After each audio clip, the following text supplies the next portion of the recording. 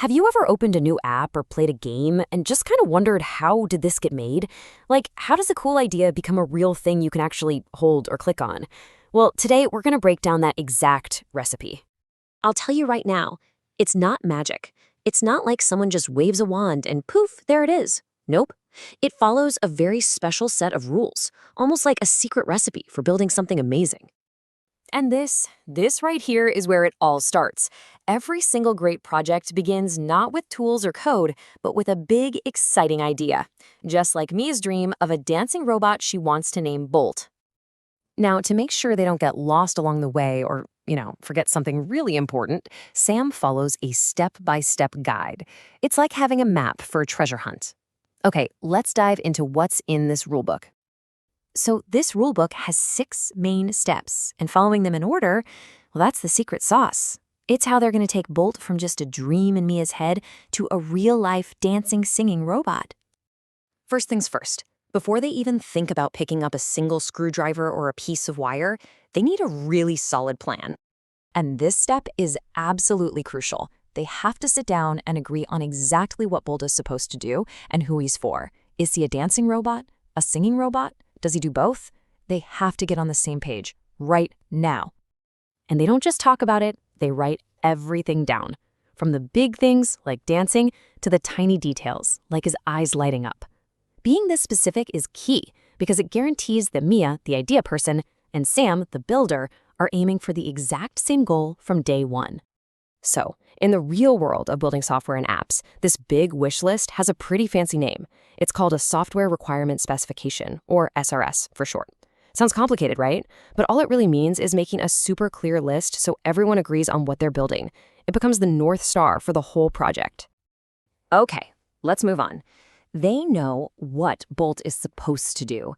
Now comes the really tricky part, figuring out how he's actually going to do it. Now, this isn't just some cool drawing of a robot that you'd stick on the fridge. Oh no. This is a super detailed map. It shows where every single wire, gear, and light bulb is going to go. This is the robot's technical architecture. Sam plans out every little detail on paper first. Why? Because it lets him figure out if everything Mia wished for is even possible before he starts putting real pieces together. It's way easier to fix a drawing than a half-built robot. And yep, you guessed it. Just like the wish list, this blueprint has its own technical name too. It's called a Design Document Specification, or DDS. But again, don't let the name fool you. You can just think of it as the treasure map that's going to lead them straight to a finished, working robot. All right, the planning is done. The map is drawn. The fun really begins. It is finally time to start building.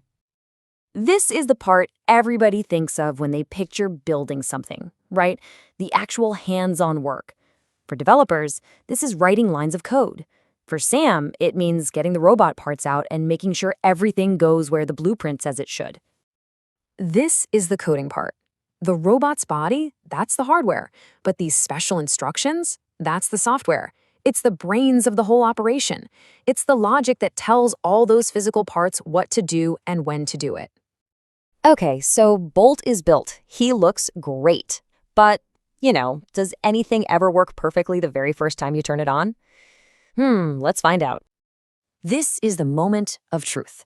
In the world of making things, we call this the testing phase. And let me tell you, it's one of the most important steps of them all. Deep breaths, everyone. Uh-oh. So when they flip the switch, Bolt doesn't quite work as planned. Remember the wish list? He was supposed to sing Twinkle, Twinkle, but he's humming Row Your Boat. His eyes were supposed to be blue, but they're not lighting up at all. And instead of dancing, he's just kind of wiggling one leg.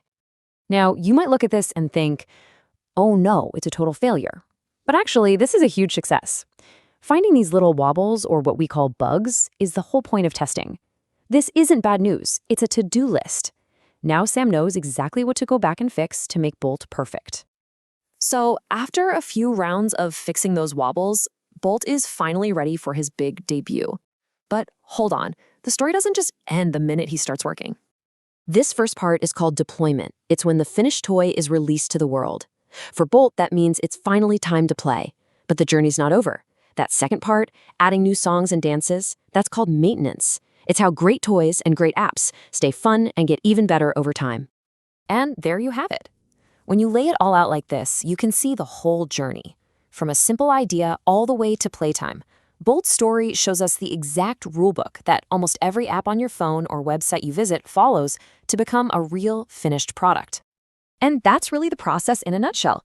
It's not just a rulebook for toys, it's a super powerful framework for bringing any creative idea, big or small, to life. So, the only question left is, what awesome idea would you build?